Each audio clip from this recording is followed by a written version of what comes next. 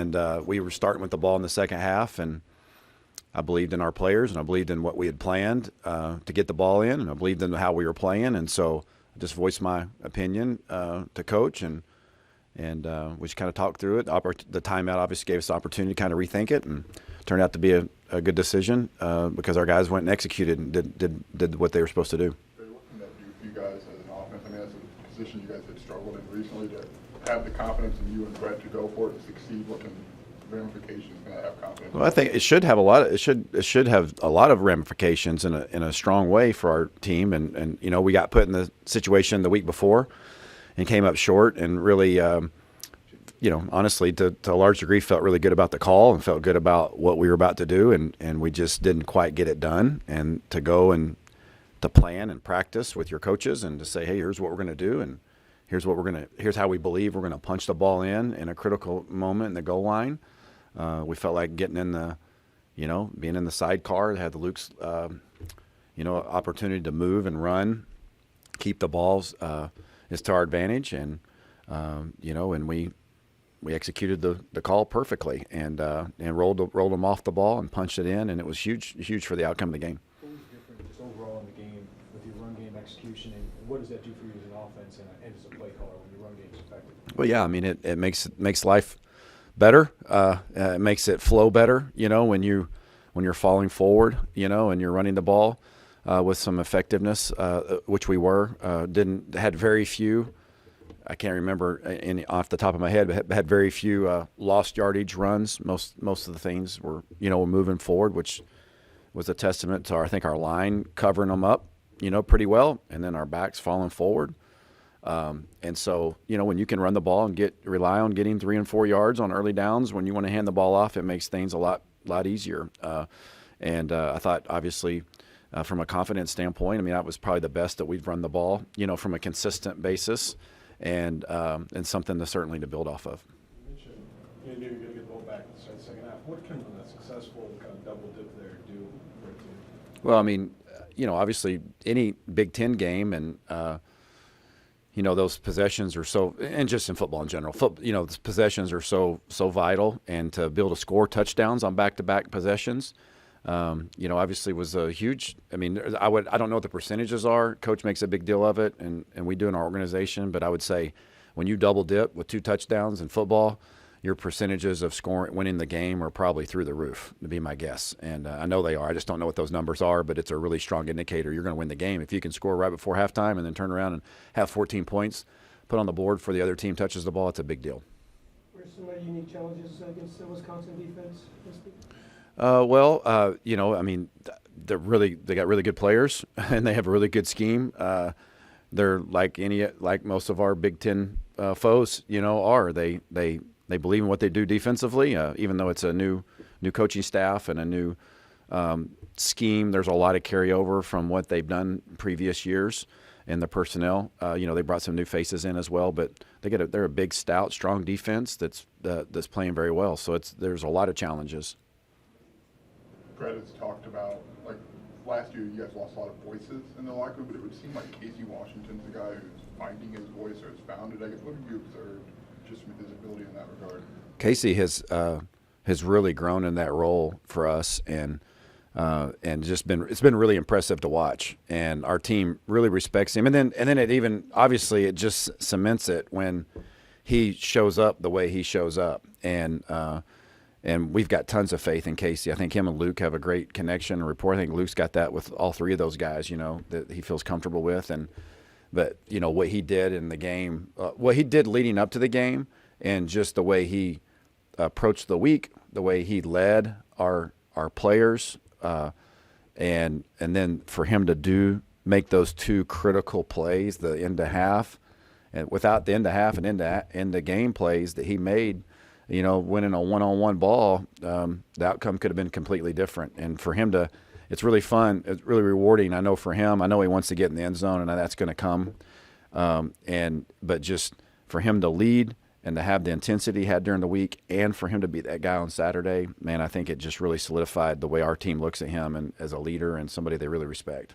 How is Luke developing his processing, his decision making, his going through progression? How is he developing in that regard through the season?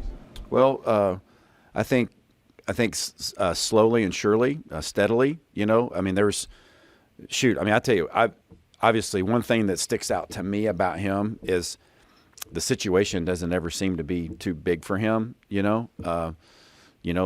been in 2 or 3 of these moments now, well, 2 specifically that he's helped us win at the end of the game, in a 2-minute drive. And I think so that speaks to his poise, his inner poise, and his inner belief in what he's doing and how he goes about doing it. And, inevitably, if you're making 35 or 40 decisions a game like you are playing quarterback for our system, you're going to make some decisions that you want back. Just like me as a play caller, I'm going to call it 80 plays or 70 plays. There's going to be inevitably a few that I want back. We're both trying to minimize what those are at the end of the day when you watch the film. And so, as we go into week 8 now, right, for us to and for him to play at the level that he's capable of playing at, like those 3 or 4 plays a game that, we may not see a read or maybe skip through a read. We got to make those plays more consistently. But I love the way he's competing and what he's using with his legs and the way he's remaining poised under really tough circumstances. I mean, just like the last drive. I mean, the flip pass that he threw to who caught that one? Aiden. When he flipped it out to Aiden. That's a big deal. I mean, it's a minute 30 or 45 seconds left in the game, and just threw a strike, made a great read, threw it out there. Our guys did a great job on the perimeter. We're in running mode, and he looks at me in between the series, and he was like, "Hey, let me read this," So I let him read it, and sure enough, he pulled it, got 12 critical yards or 11, and could have been the difference in the game. Those kinds of things. It's been really fun to see him grow.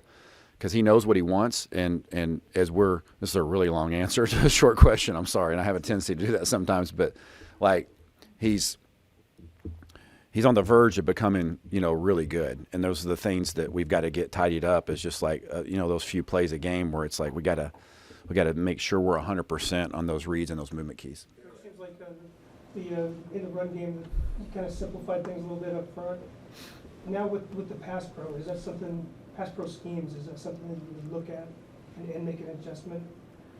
I don't think so. I mean, we're pretty straightforward and simple within the schemes. I mean, we've got now. Do we have to mitigate some of those? The big thing that keeps showing up is when we get in 3rd and 6th more.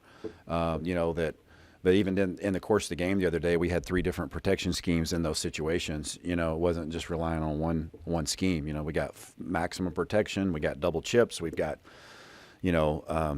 move the pocket protection.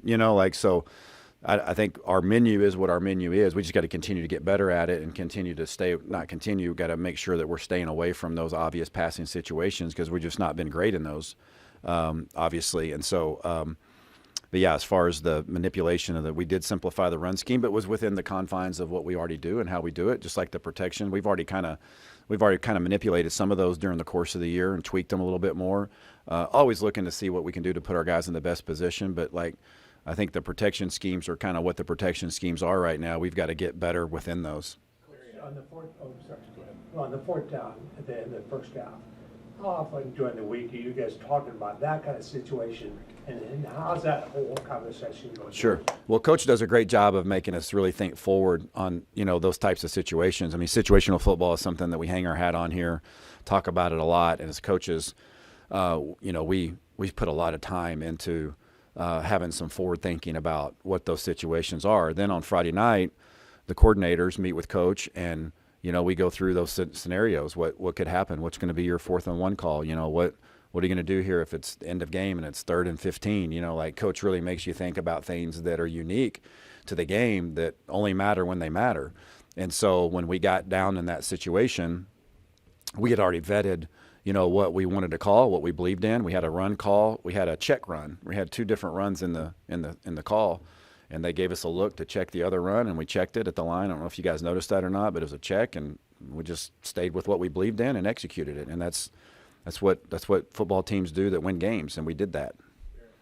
On Saturday, 30 times, you guys, the person who touched the football, battery who touched the football, center, quarterback, and whatever skill guy, was none of them were over 20 years old. And I'm just curious, when you watch the film, you notice that? Is there something about the youth movement that you coach differently a little bit and just have to keep in the back of your mind when you have this much youth out there?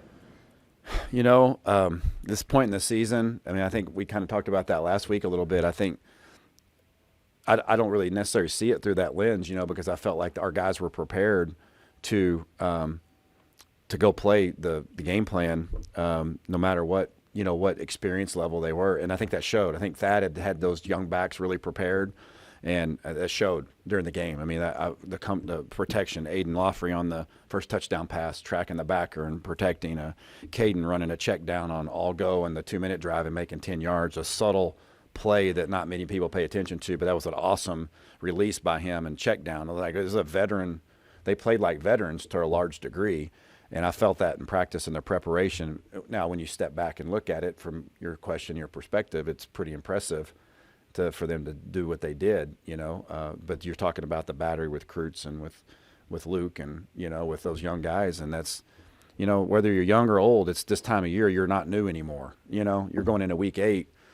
You're not a newcomer anymore. And I thought all of those guys handled themselves like veterans on Saturday. It's one of the reasons we won the game. What stood out about Caden and Aiden and how they handled that moment, that game? What about them? What stood out about them? I mean, just they fell forward. You know, I mean, I mean, obviously Caden did, but even Aiden was running and falling forward. I mean, that catch he made at the end of the game was huge, and the way he fell forward and fought for those extra yards with ball security, the way he protected the passer. I mean, they played, you know, they played like seasoned players that was not their first time when they went into the game knowing I'm the main attraction. You know, I'm not the understudy anymore. I'm the main attraction, and I'm going to be carrying the load of the game, both, you know, metaphorically and physically. You know, and man, they just did a great job. And our team rallied around them. I really believe that. You mentioned falling forward like 3 times. Yeah. There's something emotional about, well, that got stuffed, and then you look up the scoreboard and it's 2nd and 8 instead of 2nd and 10 or 2nd and 11. Well, I mean, yeah, I think our team felt that. You know, I mean, I think Maryland felt that a little bit to some degree. You know, and I don't mean that in any way that it sounds like. I mean, I think they felt a back that was hard to get down and was leaning on them and was, to your point, at contact. Now, and to your point, instead of being 2nd and 10, it was 2nd and 7. And all of our backs have run hard this year. I mean, Reggie, when he was in there, and Josh, those guys have all fallen forward. And obviously, Caden being the stature that he is, you would expect him to run forward and fall forward. But he did it, you know. I mean, he did it, and he's got to continue to do that and continue to trust his reads. And I thought it was impressive that Aiden, so I think that's a reflection of the way Thad's coaching them and their grit and toughness as backs, as a unit. And so we always want them, you know, that's always a good thing when you're pushing the line. You can't fall forward if you're not pushing the line a little bit. And our guys up front did a nice job of that on Saturday. How does the early down success impact your play calling? And it seems like you were able to take a few more deep shots. Yeah.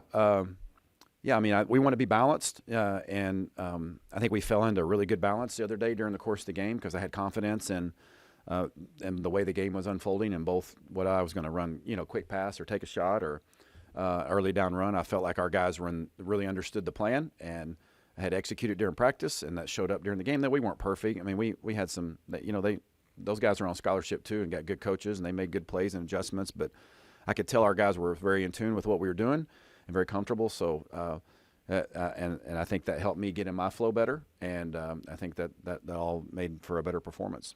Pat, with 2 long touchdowns each of the last 2 weeks. What's that tell you about him and the connection with Luke to bounce back after a tough moment at Purdue and deliver in each of those last 2 games? Yeah, this football. I mean, you're going to make mistakes or, you know, things that you're going to think, man, I wish I would have had this catch or this throw a little bit better. And you know, one thing about, I think, listen, I can't tell you how impressed I was with just our team. You know, obviously as a offense, defense, and special teams, the way we fought when our backs were against the wall, and they continue to be against the wall. You know, that's the thing, that's the mentality. But like just offensively, you know, to speak on that, like our guys didn't flinch or didn't waver, even though things had not gone the way that, you know, well documented, we're all well aware it hadn't gone great at times, and for them to not flinch and to go in, I think it's just Pat's kind of a microcosm of that. You know, like he just keeps fighting. He keeps coming every day to work, and he's tough and gritty. He believes in his team. He believes in his teammates. He believes in his quarterback. They believe in each other. You know, we got a lot of belief in the building, and that showed up on Saturday. That was really validating, I think, for them, for him, for us. That was a good moment for, and kind of a microcosm of you know, our organization offensively. How often do you rep, I don't want to say a broken play like that, with the quarterback keeping his eyes forward, the receiver kind of playing back to the quarterback? I know that you try to blow it dead once the play kind of gets wonky in practice, but how often do you kind of rehearse that? Well, we do stress playing through the whistle and having game day reactions in practice. Now the route structure on that particular route was Isaiah coming back underneath naturally, like he was running a return route, and so Luke stepping up in the pocket. The cup was really nice. The protection was good. Luke kept his eyes downfield, popped him in the little slot, the little spot that where his read tells him to take it, and Isaiah split him, which was great to get him in the end zone. That was long overdue for him, and the impact he has on us offensively to get in there. We got to have more of that, you know, with him and the other guys on the perimeter as well. But yeah, I think that's a reflection of, you know, like we try to, especially with Luke. I mean, you know, Luke's going to leave the pocket some. I mean, he's going to use his legs, and you don't want to say no on that.